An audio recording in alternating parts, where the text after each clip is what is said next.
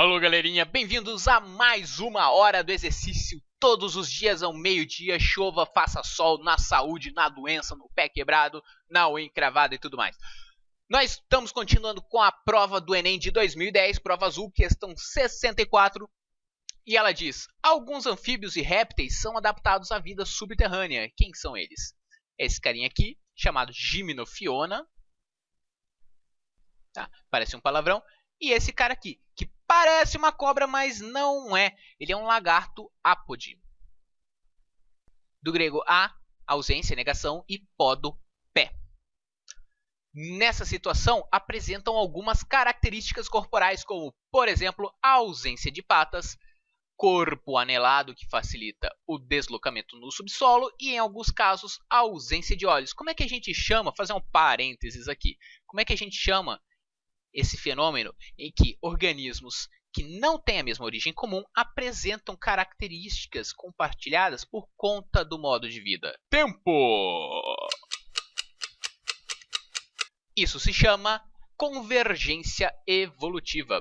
Feche parênteses. Suponha que um biólogo tentasse explicar a origem das adaptações mencionadas no texto utilizando conceitos de teoria evolutiva de Lamarck. Jean-Baptiste Antoine de Monnet, o Cavaleiro de Lamarck. Sabia que o nome dele não era Lamarck? Pois é, agora você está sabendo. Ao adotar esse ponto de vista, ele, o biólogo, diria que as características citadas no texto foram originadas pela seleção natural? A ausência de olhos teria sido causada pela falta de uso dos mesmos, segundo a lei do uso e desuso? O corpo anelado é uma característica fortemente adaptativa, mas seria transmitida apenas à primeira geração de descendentes? As patas teriam sido perdidas pela falta de uso e, em seguida, essa característica foi incorporada ao patrimônio genético, então transmitidas aos descendentes?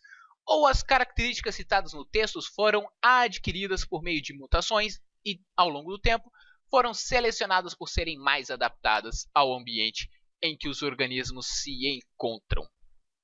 Vamos começar tirando as coisas mais absurdas. Seleção natural não é coisa de Lamarck. Seleção natural é coisa de Wallace e coisa de... Tá? Foi publicado 50 anos depois do livro do Lamarck. Então não tem nada a ver.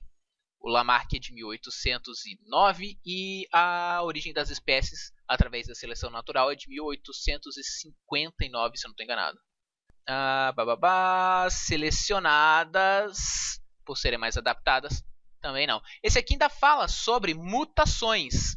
Tá? Essa ideia de que você combina conceitos de genética com conceitos de seleção natural é a chamada teoria sintética da evolução. Alguns chamam de neodarwinismo, não é um nome muito legal. Eu prefiro teoria sintética da evolução. E também não tem a ver, genética não tem a ver com Lamarck. O Mendel, o Gregor Mendel, só escreveu o livro dele, o trabalho sobre hibridação de ervilhas. Ele só foi escrito em 1865, então foi mais de 50 anos depois do trabalho do Lamarck. Nem Lamarck nem Darwin chegaram a saber ao longo da vida que existia essa história de genética. Tá? Então vamos tirar... As patas teriam sido perdidas pela falta de uso e em seguida essa característica foi incorporada ao patrimônio genético. Opa, patrimônio genético. O Lamarck não sabia disso. Por um primeiro momento você olha e fala, caraca, falta de uso é ela mesma. Mas como tem genética, não é. O corpo anelado é uma característica fortemente adaptativa, isso é verdade, mas seria transmitida apenas à primeira geração de descendentes? Não tem nada a ver.